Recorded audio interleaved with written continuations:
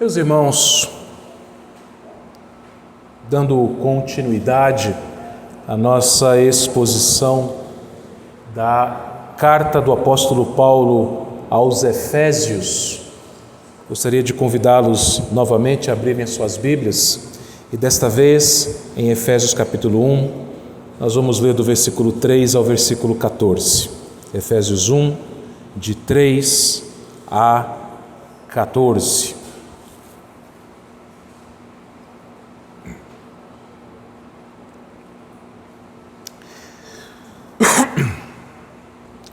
Bendito Deus e Pai do nosso Senhor Jesus Cristo, que nos tem abençoado com toda sorte de bênção espiritual nas regiões celestiais em Cristo, assim como nos escolheu nele, antes da fundação do mundo, para sermos santos e irrepreensíveis perante ele, e em amor nos predestinou para ele, para a adoção de filhos, por meio de Jesus Cristo, segundo o beneplácito de sua vontade, para louvor da glória de sua graça, que ele nos concedeu gratuitamente no amado, no qual temos a redenção pelo seu sangue, a remissão dos pecados segundo a riqueza da sua graça, que Deus derramou abundantemente sobre nós em toda a sabedoria e prudência, desvendando no mistério da sua vontade, segundo o seu beneplácito que propusera em Cristo,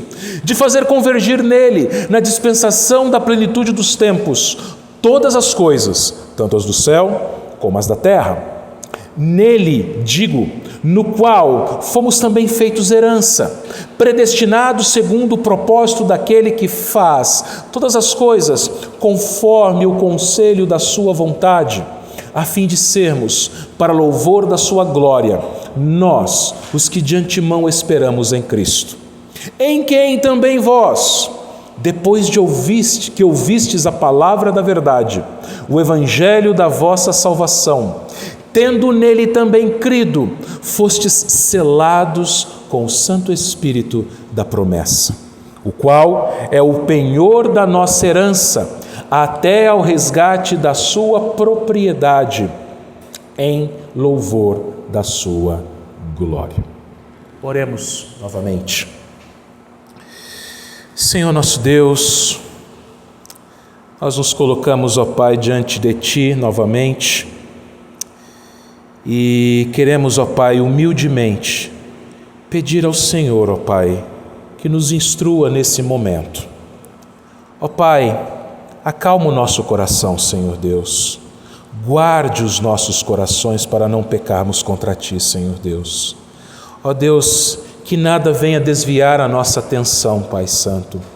Que os nossos ouvidos, as nossas mentes, os nossos corações estejam atentos à Tua voz, ó Deus. Ó Pai, apesar de mim, que o Senhor, Pai, me use para a Tua glória somente, para que aqueles que aqui estão, meu Deus, ouçam o Teu Evangelho, ouçam a Tua palavra, ouçam a Tua voz e saiam daqui transformados, meu Deus. Se no nosso meio aqui nesta noite houver alguém que ainda, Pai, não entregou a sua vida para o Senhor Jesus, não se rendeu aos pés da cruz, ó Pai, que esta noite seja uma noite de salvação, meu Pai. Que os meus irmãos aqui presentes, ó Deus, sejam edificados, alimentados, meu Deus, instruídos pela Tua palavra. É isso que eu te peço em nome de Jesus. Amém. Alguns dias atrás, eu assisti uma reportagem que falava a respeito da falsificação de mel.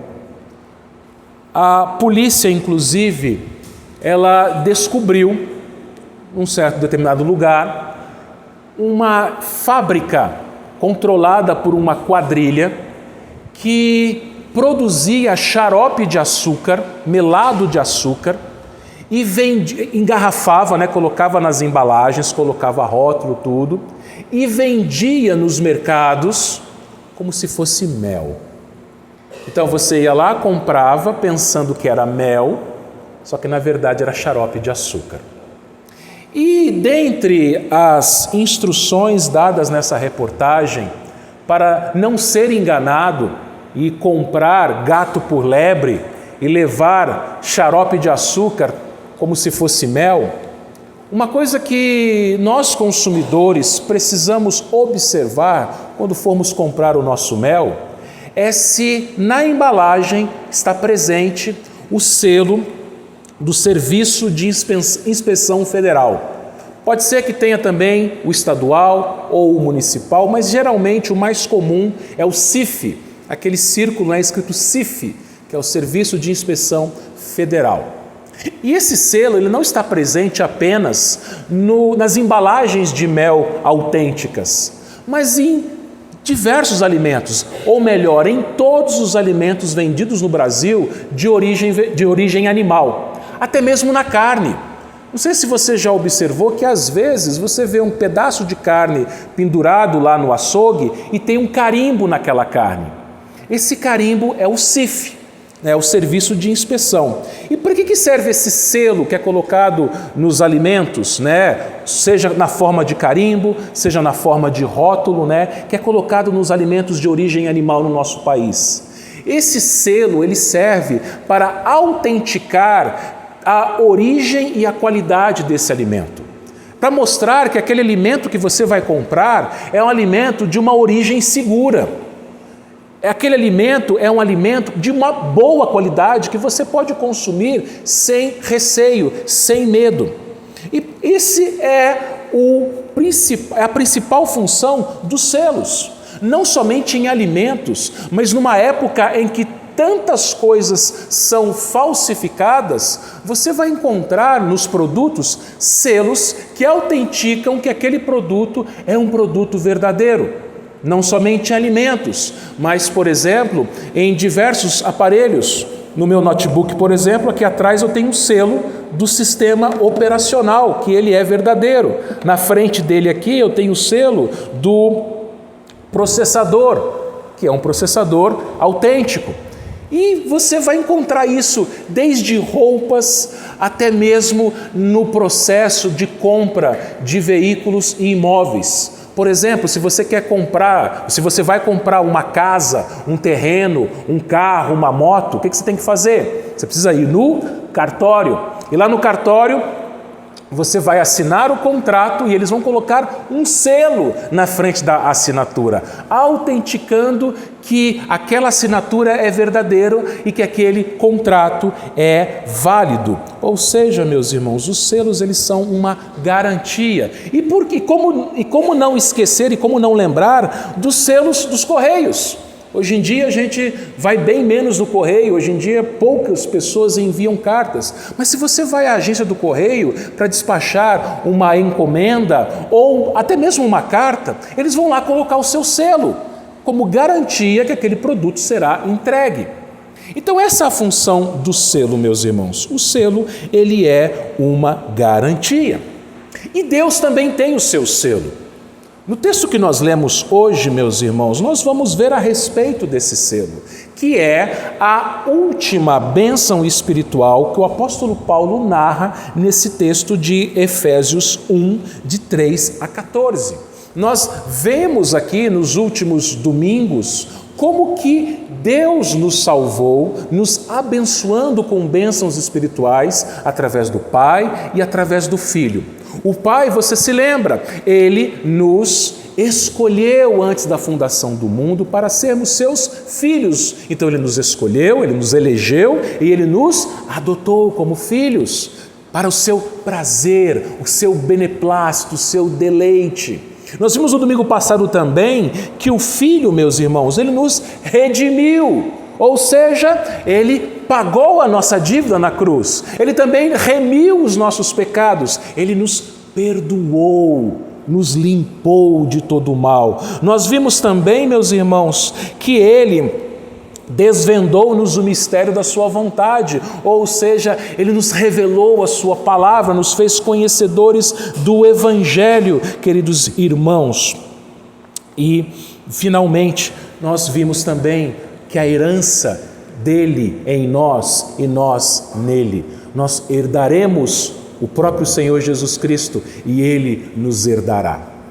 E aí chegamos hoje a aquilo que o Espírito Santo fez por nós na nossa salvação, a última bênção espiritual. O que o Espírito Santo fez? Ele é o selo. Ele é o selo do Deus Pai em nós, que garante a nossa salvação. Por que você pode ter certeza absoluta que você é salvo? Porque aqui dentro de você e de mim, nós temos o Espírito Santo, selado em nós, carimbado em nós. Ele não vai sair dali. Essa é a nossa garantia. E olha o que o texto bíblico nos diz, meus irmãos. Vamos lá para o versículo 13. Ele diz assim: em quem também vós, depois que ouvistes a palavra da verdade, o evangelho da vossa salvação, tendo nele também crido, fostes selados com o Santo Espírito da promessa. Então perceba aqui que ele fala assim, em quem? Em quem? Olha o final do versículo 12, em Cristo. Então em Cristo vós, nós, a igreja, Paulo está se dirigindo à igreja de Éfeso, mas também a nós. Então nós, a igreja, em Cristo, nós ouvimos a palavra da verdade. Ouvimos a palavra da verdade. Vejam, meus irmãos, a palavra, aliás, Jesus é a verdade. Ele disse lá em João 14,6, eu sou o caminho, a verdade e a vida. Ninguém vem ao Pai se não for por mim. Então Jesus é a verdade. Como que eu conheço Jesus? Através da palavra. Em João 17,17, Jesus ele disse na sua oração sacerdotal ao Pai, santifica-os na verdade, a tua palavra é a verdade. Então vejam, meus irmãos, Paulo está dizendo que nós ouvimos a palavra da verdade, ouvimos a respeito do próprio Cristo. E veja, Paulo fala de ouvir. E nós temos muitas vozes que são faladas e ouvidas, especialmente na nossa geração e especialmente em nossos dias. São filosofias, ideias humanistas. São aqueles que dizem falar a verdade, sendo que estão falando a mentira. E aqueles que falam a verdade são acusados de falarem a mentira. Isso não é nenhuma novidade para nós. As tais fake news, na verdade, não são coisa recente, coisa dos últimos tempos. Mas isso é mais antigo do que andar para frente, como alguns dizem. Lá no Éden, meus irmãos, a velha serpente foi a primeira propagadora de fake news. Foi a primeira propagadora de mentira, foi o primeiro ser que colocou em dúvida a verdade da palavra de Deus. Você se lembra?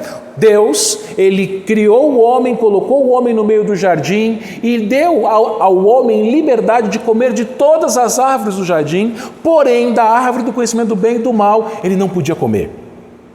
Ele não podia comer.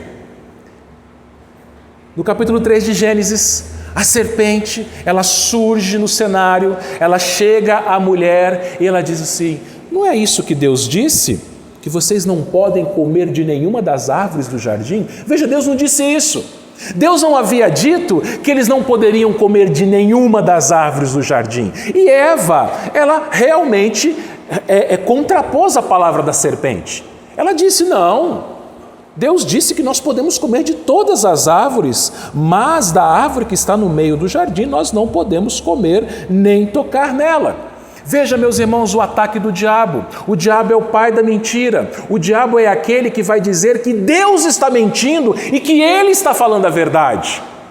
Por isso que Paulo fala, meus irmãos, que é somente em Cristo que nós ouvimos a palavra da verdade. Porém, meus irmãos, Satanás vai usar animais como usou a serpente e usar hoje pessoas para falarem mentiras, para nos seduzirem com mentiras, para dizerem que a palavra de Deus é mentira. E Satanás ele vai sussurrar no seu ouvido mentiras. Ele vai sussurrar no seu ouvido que você não é salvo, querendo minar a sua certeza da sua salvação. Satanás ele vai sussurrar no seu ouvido que Deus não te ama. Diante das tribulações, diante das aflições da vida, Satanás vai sussurrar no seu ouvido que Deus se esqueceu de você, que Deus não tem nada a ver com você, que você não é filho dele, que a palavra dele é mentira. Mas o apóstolo Paulo, ele nos fala aqui que nós ouvimos a palavra da verdade. Mas nós sabemos da história. Nós sabemos que Eva preferiu acreditar na mentira de Satanás. Satanás ele disse o seguinte através da serpente para Eva: olha, lá em Gênesis 3, 4 e 5, é certo que não morrereis, porque Deus sabe que no dia que dele comerdes, se vos abrirão os olhos, e como Deus sereis conhecedores do bem e do mal. Se eles comessem, disse Deus, eles morreriam. Satanás falou assim: não, vocês não vão morrer. Deus não está falando a verdade, acredita em mim. É certo que vocês não vão morrer, porque Deus sabe que o dia que vocês comerem, vocês vão ser como Deus. Esse foi o primeiro ídolo adorado na história humana. O eu, o ego. Eu quero ser Deus. Esse era o desejo da mulher e depois do homem. Eu quero ser como Deus. E irmãos, é isso que acontece até hoje. Nós queremos ser como Deus, nós queremos ser Deus, aliás, quando nós desacreditamos na palavra verdadeira de Deus. Nós queremos ser Deus quando nós acreditamos na mentira assassina de Satanás. Nós queremos ser Deus quando a nossa opinião, a nossa preferência, os nossos desejos, a nossa conveniência, o nosso conforto valem mais do que a palavra da verdade de Deus. Nós até podemos não dizer isso claramente. Não, pastor, eu não quero ser Deus. Só existe um Deus.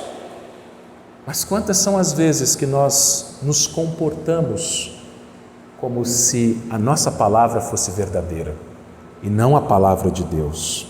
A nossa palavra estivesse acima da palavra de Deus. Mas não é assim que deve ser, meus irmãos. A palavra da verdade, ela não apenas, meus irmãos, é a nossa regra de fé, mas também é a regra de prática. Toda a nossa vida, ela deve ser conforme essa palavra. Seu casamento deve ser de acordo com a palavra da verdade. A criação, a educação dos seus filhos de acordo com a palavra da verdade. O seu trabalho, os seus estudos de acordo com a palavra da verdade. A forma como você lida com o seu dinheiro, com o seu lazer, com a sua saúde, com o seu corpo, é de acordo com a palavra da verdade. Ou seja, a sua visão de mundo e de vida ou cosmovisão é de acordo com a palavra da verdade, é uma cosmovisão bíblica. Ou seja, ou você acredita na palavra da verdade, ou você acredita na mentira de Satanás. Só que Paulo diz aqui que nós ouvimos a palavra da verdade. Certa vez eu vi um vídeo, não faz muito tempo, de uma senhora, uma avó, que estava dando presentes aos seus netos. Então os netos, eles formaram uma fila, a avó estava à frente deles, e eles formaram uma fila e a cada um ela foi entregando um presente. Quando chegou a vez da última neta, a avó disse o seguinte, falou: olha, o presente que eu vou te dar é um presente que você queria muito ganhar, que você desejava demais ganhar esse presente. E o presente que a avó entregou nas mãos da sua netinha era uma Bíblia. Na hora que essa menina pegou, no vídeo aparece, na hora que essa menina pegou essa Bíblia, ela pulava, ela gritava, ela chorava e ela abraçou a sua avó e disse: obrigado, obrigado, obrigado, obrigado. Aquela menina estava pulando de alegria porque ela ganhou a palavra da verdade. Ano passado eu tive a oportunidade de acompanhar o irmão Lúcio dos Gideões Internacionais em algumas cidades aqui da nossa região, entregando Novos Testamentos em escolas da nossa região. E nós fomos entregar a alunos do 5º e do 6º ano.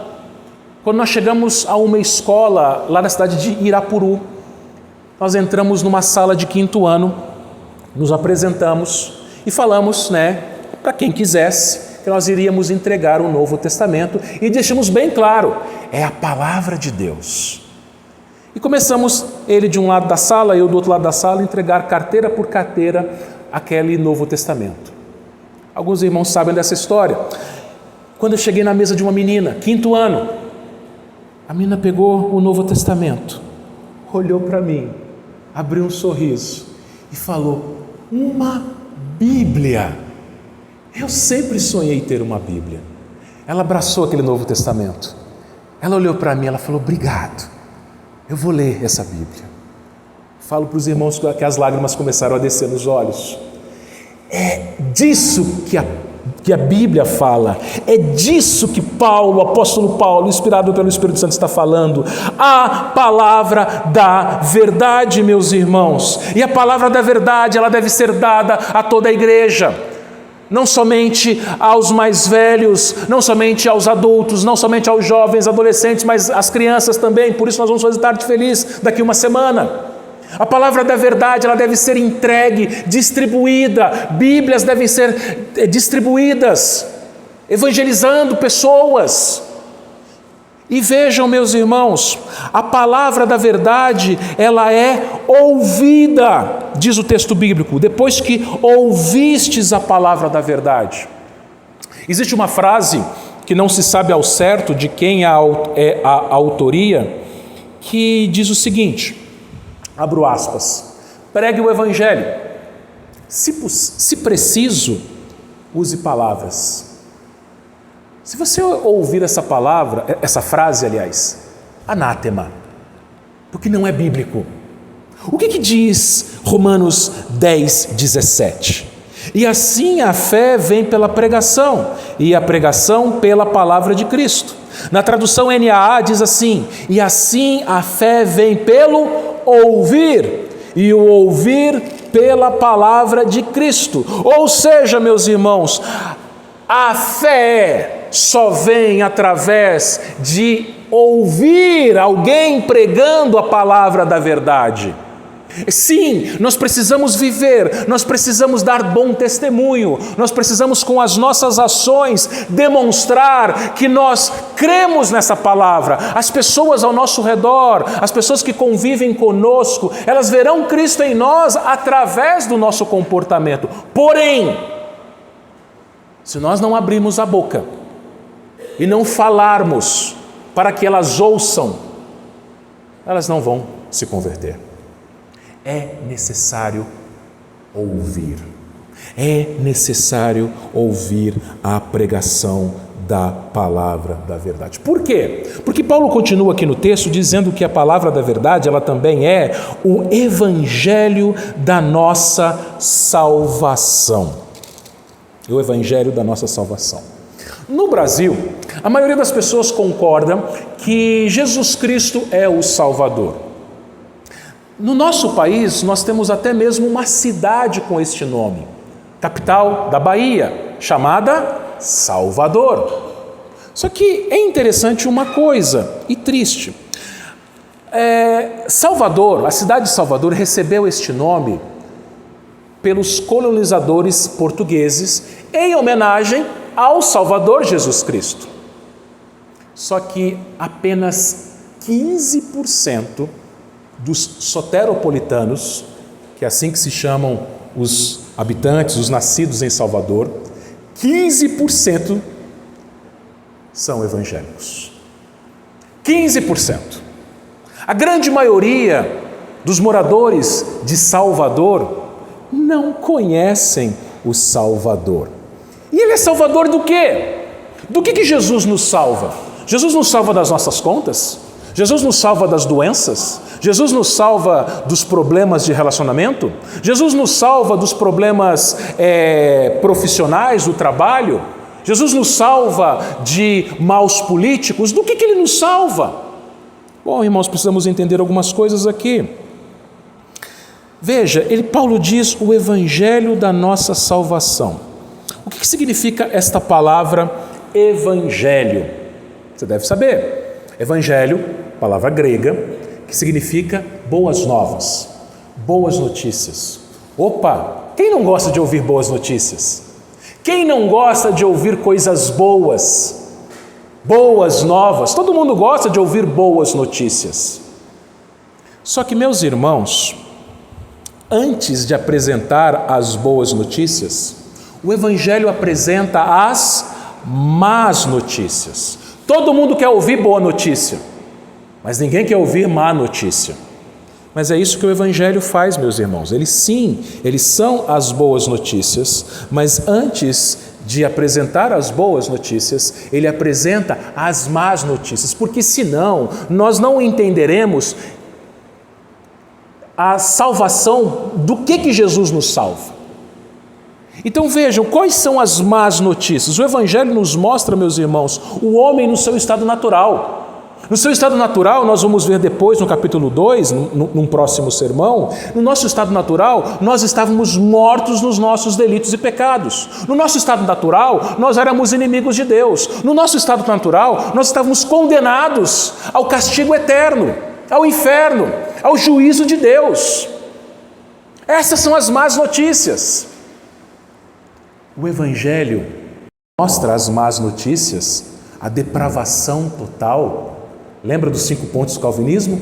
Qual que é o primeiro ponto? O de total depravação. Não tem como você falar da graça irresistível sem antes falar da total depravação. Primeiro você tem que falar a situação original do homem, para depois você mostrar a graça. Jesus salvou do quê? Nos salvou da morte, nos salvou da condenação, nos salvou do inferno. Por isso que o cristão, quando morre, se aproxima da morte, ele fala: eu estarei com Cristo. Eu estarei com Cristo. Por isso que o cristão não tem medo da morte. Por isso que em velório de cristão nós choramos de saudade, mas nós temos a esperança e a certeza que nós estaremos juntos. Então vejam, meus irmãos, essa é a salvação, este é o Evangelho que Paulo está falando. Nós ouvimos a palavra da verdade e nós ouvimos o Evangelho da nossa salvação. O Evangelho, meus irmãos, ele não deixa o homem desesperado. Quando o Evangelho apresenta as más notícias, não é para deixar o homem desesperado, mas é para oferecer esperança, é para oferecer graça. As más notícias é que nós estávamos condenados, as boas notícias é que uma outra pessoa já foi condenada em nosso lugar. Este é o Evangelho da nossa salvação. Mas não é somente ouvir, não é apenas escutar com estes ouvidos de carne que você tem, carne e cartilagem coberto de pele. Não é apenas o audível, mas daqui, meus irmãos, deve descer para cá, deve descer para o coração. Por isso que Paulo lhe diz o seguinte: depois que ouvistes a palavra da verdade, o evangelho da vossa salvação, tendo nele também crido. Quantas pessoas já ouviram a palavra da verdade, o evangelho da salvação e não creram? Quantas pessoas você já falou de Jesus, falou do Salvador e essas pessoas não creram? Quantas pessoas já sentaram nestes bancos que vocês estão aí sentados?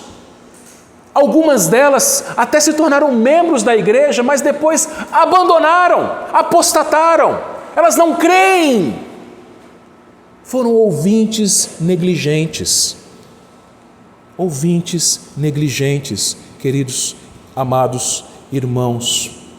Por isso que as duas coisas elas andam juntas, os dois verbos eles andam juntos, deve-se ouvir e deve-se crer.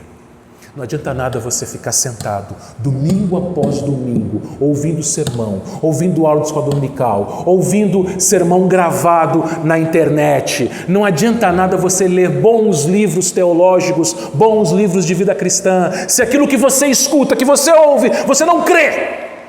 Tem que entrar no seu coração. Porque somente aqueles que ouviram a palavra da verdade, o evangelho da salvação e creram, final do versículo 13, é que foram selados com o Santo Espírito da promessa. Quando uma pessoa ouve a palavra da verdade, o evangelho da salvação, e quando essa pessoa tem o seu coração aberto, tem o seu entendimento aberto, é como Lídia lá em Atos 16, Paulo ensinava e Deus abriu o coração de Lídia para o ensino de Paulo. E aí Lídia então pediu para ser batizada porque ela creu. O carcereiro ele ia se matar. Paulo disse: não faça nada, nós estamos aqui. E o carcereiro ele chega trêmulo até a cela onde estava Paulo e Silas. Ele diz: o que eu faço para ser salvo? Paulo então prega o evangelho e ele diz: creia, tu e tua casa, e serás salvo. Irmãos, somente aqueles que ouvem e creem recebem então o selo do Espírito Santo. A partir do momento que uma pessoa ouve a pregação da palavra e crê, Deus faz assim naquela pessoa, carimbado, é meu, pertence a mim. Ele coloca, ele carimba, ele sela com o seu espírito e fala assim: agora é meu, pertence a mim, eu escolhi, eu adotei, o meu filho morreu por essa pessoa e agora o Espírito entrou nela, selou a vida dela e ela é minha. E veja, meus irmãos, uma vez que está selado, então é sempre selado. Você não perde a sua salvação. Deus não vai te abandonar. Deus não vai se esquecer de você. Mesmo que você passe pelo vale da sombra da morte, Ele está com você. Mesmo que todos os seus amigos, toda a sua família te abandone, Ele não vai te abandonar. Sabe por quê? Porque Ele colocou em você o seu selo, que é o próprio Santo Espírito, que é o próprio Deus Espírito Santo. Por isso que quando você sair daqui, Deus vai com você. Quando você sair daqui, Deus não vai ficar aqui. A gente fala aqui que aqui é a casa de Deus, mas aqui é a casa de Deus quando a família de Deus está reunida. Daqui a pouquinho nós vamos sair, o diácono vai fechar aquela porta. Deus vai ficar aqui? Sim, Ele é onipresente, Ele está em todos os lugares, mas Ele vai com você, na pessoa do seu Espírito. Ele vai passar a semana com você. Na hora que você estiver numa viagem, dirigindo o seu carro, Ele vai estar junto com você, te dando atenção, te dando livramento. Na hora que você estiver fazendo uma prova na escola, na faculdade, Ele vai estar com você, te dando entendimento. Na hora que você estiver lá no seu trabalho, tendo que tomar uma decisão, tendo que fazer alguma coisa, Ele estará com você, te dando sabedoria, te conduzindo. E Ele vai te conduzir, Ele vai te levar até o final, até o céu, queridos irmãos. Por isso que Paulo ele vai concluir aqui no versículo 14 dizendo o seguinte: o qual é o penhor da nossa herança até ao resgate da sua propriedade. O que é o Espírito Santo? O Espírito Santo é o selo do Pai. O Pai colocou o Espírito Santo dentro de você. Você foi batizado com o Espírito Santo. Sabia que selar com o Espírito Santo e batizar com o Espírito Santo é a mesma coisa? Os nossos irmãos de outras linhas vão dizer que batismo com o Espírito Santo seria uma segunda bênção, seria buscar dons extraordinários. Mas a partir do momento que uma pessoa crê no Evangelho, na palavra da verdade, o Espírito Santo ele é derramado. E aí a pessoa é batizada com o Espírito Santo, é selada, ela se torna posse do Espírito Santo de Deus, do próprio Deus. E vejam, meus irmãos, esse Espírito Santo ele é o Espírito Santo da promessa. Ele foi prometido e ele foi derramado por nós, ele não vai sair de nós. E esse Espírito Santo ele é o penhor. O que é penhor? Essa palavra aqui na língua original, ela significa garantia. Penhor, garantia. Mas tem algo que eu preciso explicar para vocês. No grego, a palavra original aqui não é pura e simplesmente garantia, mas é um tipo específico de garantia. Naquela época, quando as pessoas iam comprar uma propriedade e não tinham o dinheiro todo para pagar a propriedade, elas então pagavam um penhor, ou seja, seria o equivalente hoje a um sinal, a uma entrada. Então ela via uma propriedade, podia ser um terreno, uma casa, podia ser um animal, né, um gado, podia ser até mesmo um escravo. Então ela ia comprar alguma propriedade cara, algum bem de alto valor, e se ela não tivesse todo o dinheiro, o que ela fazia? Ela pagava uma entrada, um sinal, o penhor. Aquele sinal, aquela entrada, era a garantia que ela ia pagar o resto. Então, o que é o Espírito Santo? É exatamente isso. O Espírito Santo é a primeira parcela.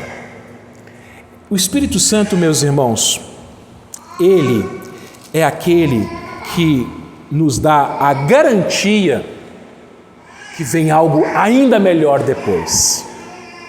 Deus nos deu o Espírito Santo aqui, meus irmãos, e nos selou com o Espírito Santo.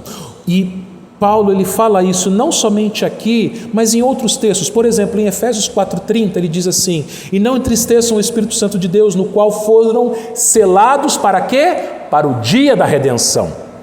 2 Coríntios 1:22, que também nos selou e nos deu o penhor do Espírito em vosso coração. Então o que é? Por que esse penhor para a redenção? Para que esse penhor, Efésios 1:14, até o resgate da sua prosperidade, da sua propriedade? Significa o seguinte, que o Espírito Santo ele habita em você e ele não somente é a garantia que Deus não vai te abandonar, mas é a garantia que você vai chegar no céu. Isso é só o começo, é só a primeira parcela. O Espírito Santo em você, te conduzindo, te guiando nesta vida, te ensinando, te consolando, isso é só o começo. Porque um dia, você terá a plenitude. Um dia, você terá tudo. Um dia será o dia do casamento. Lembra do domingo passado? Domingo passado nós falamos exatamente do casamento de Cristo com a sua igreja. E o Espírito Santo é como se fosse o dote que o noivo pagava para a noiva. Então o Espírito Santo é aquele que é o seguinte, é o anel de noivado.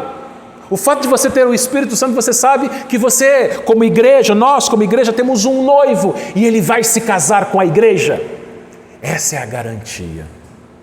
Por isso, meus irmãos, diante de tudo isso que nós ouvimos aqui essa noite e que nós ouvimos os outros 2 domingos, Paulo encerra de uma maneira que não poderia ser outra, com louvor. Final do versículo 14. Em louvor de sua glória. Paulo ele começa essa grande frase do versículo 3, louvando ao Deus Pai. O Pai que nos deu bênçãos espirituais, nos escolheu, nos adotou. Ele louva o Filho, cujas bênçãos espirituais, na pessoa do Filho, foram a nossa redenção, a remissão dos nossos pecados, a revelação do mistério da sua palavra e a herança. E finalmente, a última bênção espiritual é o selo do Espírito Santo. É a garantia que você é dele, é a garantia que você vai chegar no final. Um corredor, ele quer chegar no final da corrida, mas ele não tem 100% de certeza que ele vai chegar ao final da corrida. Você tem absoluta certeza que no final desta corrida, no final desta vida, você estará com Cristo. Você estará com Ele. E no final dos tempos, no final da história, quando Ele voltar, e Ele vem, nós cantamos, não cantamos? Os nossos corpos ressuscitarão e nós viveremos fisicamente para sempre com Ele. Então, meu irmão, minha irmã, como você tem vivido?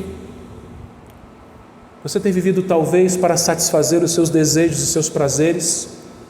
Talvez você tenha vivido na correria do dia a dia, estudando pra caramba, trabalhando muito.